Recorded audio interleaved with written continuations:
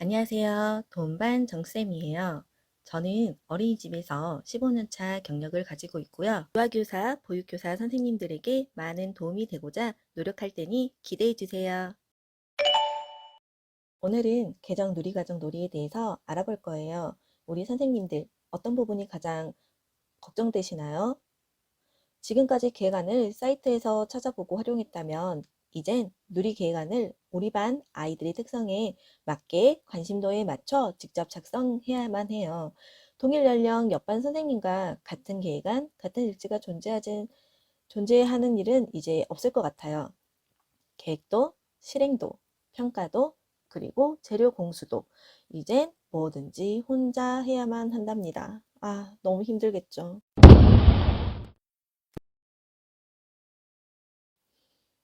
올 한 해는 시행착오가 많은 1년이 될 것 같아요. 하지만 우린 할 수 있다고 생각해요. 평가 인증도 3년마다 제도가 계속 바뀌었지만 우린 해나갔잖아요. 우리 선생님들 파이팅 하시게요. 유아반을 맡으신 보육교사, 유아교사 모두 개정 누리과정 해설서를 읽어보셨을 거라고 생각하지만 오늘은 해설서에 대해 자세히 알아보고 왜 이런 해설서가 나오게 됐는지에 대한 취지도 이야기해 드릴게요. 선생님들 이렇게 생각하실 것 같아요. 갑자기 놀이가 어디서 튀어나왔지? 기존에 하던 게 놀이 아니야? 선진국에서 놀이 하니까 결국 우리도 따라하는 거 아니야? 물론 그렇게 생각하시는 것도 일부분 맞아요. 하지만 우리가 놀이 중심 교육으로 바뀐 건 우리 아이들이 20년 뒤 그 세상 속에 있어요. 요즘 흔하게 듣던 4차 산업시대 들어보셨죠? 우리 아이들이 살아갈 세상이고 지금 우리도 20년 뒤에 죽지 않고 살아있다면 당연하게 우리도 접하게 될 세상이겠죠. 20년 뒤가 아니라 지금도 4차 산업 시대라고 볼 수도 있어요. 지금도 변화하고 있는 과도기 시대니까. 우선 느낌은 4차 산업 시대라고 볼 수는 없지만 우리 아이들의 미래를 위해서 학교는 벌써부터 준비하고 있답니다. 수행평가와 활동형 수업으로 수업을 진행하고 다양한 경험을 쌓게 하고 창의성을 갖도록 한다는 목표를 가지고 있어요. 놀이도 학교 수업과 마찬가지로 창의적인 인재를 만들기 위해 나온 교육과정이에요. 마음껏 놀이에 몰입하고 시간적인 여유를 준다면 아이가 스스로 배우고 창의적인 사람이 되지 않을까? AI 인공지능 시대가 되면 인간은 로봇의 지식을 절대 따라갈 수가 없죠. 인간은 인간다운 일을 해야만 살아남을 수 있어요. 그래서 개정 누리과정의 취지를 보면 미래의 사회에 부응하는 방향, 4차 산업시대로 나아가기 위해 지식이 많은 사람보다는 지식을 잘 활용할 수 있는 사람, 자연과 생명을 존중하며 다른 사람과 함께 살아가는 바른 인성을 갖추고 창조적 사고로 지속 가능한 사회를 만들어 갈 수 있는 역량을 갖춘 사람이 필요하다. 그래서 이를 놀이에서 찾겠다라는 뜻이에요. 개정 누리과정과 4차 산업혁명은 뗄래야 뗄 수 없는 관계이기 때문에 제가 인공지능에 대해 이야기를 조금 더 해볼게요. 인공지능 때문에 교육과정도 바뀌고 우리 삶이 위협받는다면 그러면 인공지능 로봇을 만들지 않으면 되잖아요. 라고 생각할 수 있어요.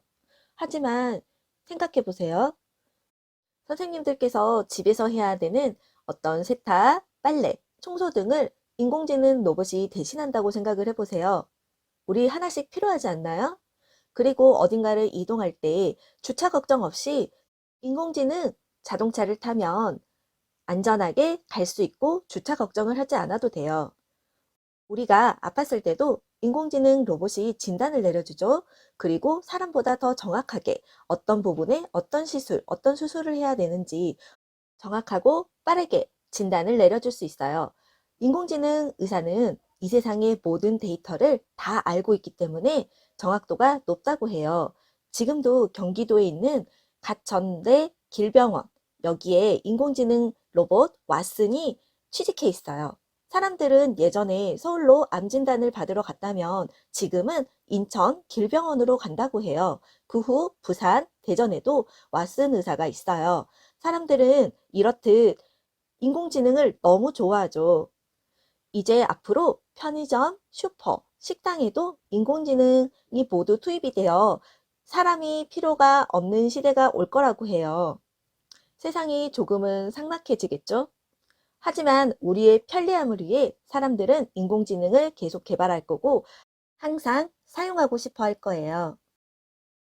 결국 인간은 인간다운 일을 하고 인간다운 서비스, 인간다운 감성을 지녀야 한다고 해요. 아무리 잘 만든 프로그램이고 많은 지식을 알고 있다고는 하지만 인간은 알던 지식도 바꿀 수 있는 힘이 있잖아요. 어떤 도구를 사용하다가도 불편하게 느꼈다면 이런 건 없나? 이런 부분은 이렇게 바뀌면 좋을 텐데 라고 생각하잖아요. 그게 바로 창의성이죠. 새로운 걸 만들어낸다는 건 창조지만 기존에 있던 것에 더하거나 기존에 있던 것에 있던 것을 합치거나 이런 게 바로 창의예요.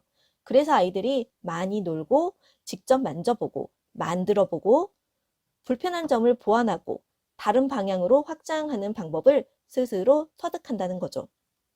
그래서 개정 누리과정의 개요를 보면 국가 수준의 교육과정이면서 지역 및 기관 수준, 그리고 학급 및 개인 수준의 다양성도 존중한다.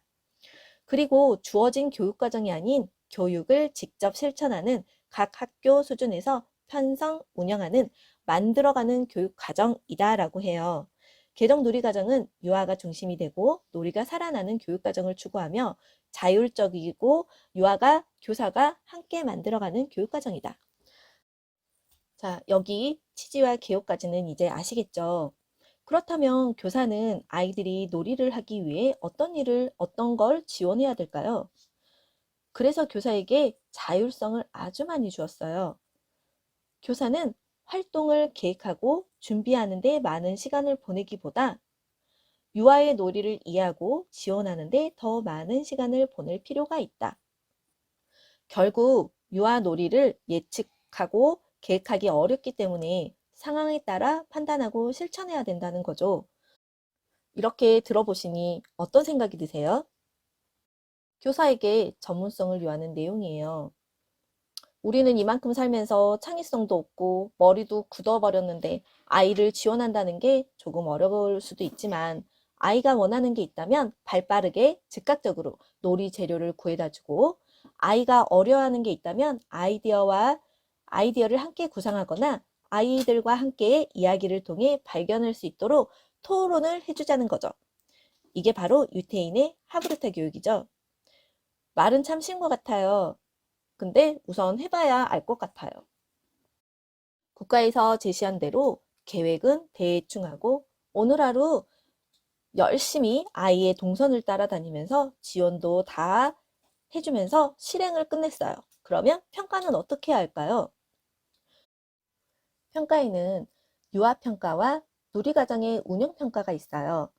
유아평가는 유아의 고유한 특성이나 의미 있는 변화를 발견하고 그것을 바탕으로 유아의 배움과 성장을 돕기 위하여 평가한다. 유아의 배움이 나타나는 놀이, 일상생활, 활동에서 유아가 가장 즐기고 잘하는 것, 놀이의 특성, 흥미와 관심, 친구관계, 놀이를 이어가기 위한 자료의 활용 등을 적으시면 돼요.